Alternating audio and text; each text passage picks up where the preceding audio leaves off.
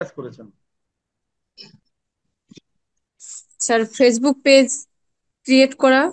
আচ্ছা আর হলো আপনার একজন আমাকে কাজ দিছে আপনার হলো বুস্ট করার ওনার প্রোডাক্ট, কিন্তু আমি কাজটা এখনো নেই নাই। আচ্ছা আচ্ছা, মাশাল্লাহ। এখন হলো এই বুস্ট। আপনি যে ফেসবুক পেজ তৈরি করে দিয়েছেন, তাই তো? পেমেন্ট জি পেয়েছেন? স্যার।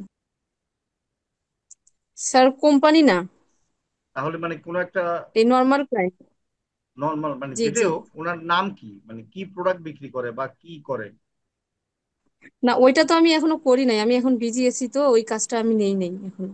মানে আপনি মানে যে পেজ বলছি যে তৈরি করে করে দিব, দিছেন, কিন্তু কমপ্লিট করে যার দেয়নি। তৈরি করে দিছেন, ওনার কি পার্সোনাল পেজ বা কিছু একটা তো করে, তাই না? ব্যবসা করে। Content creator, content creator. হ্যাঁ, সেটা তো বলতে হবে না বাবা।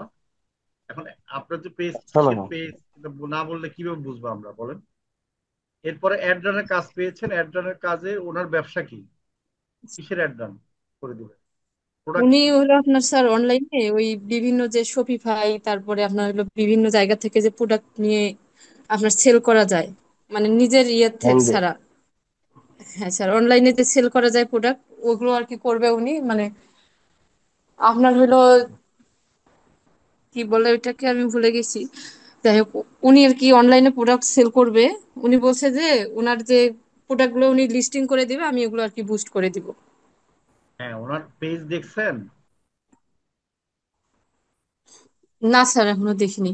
তাহলে ওনার পেজ আপনি দেখবেন না, বলেন তো? কথা বলার সময় প্রথম তো আপনি ক্লায়েন্টের সাথে কথা বলবেন, ওনার পেজ দেখবেন, তারপরে না বুস্ট হচ্ছে পরে।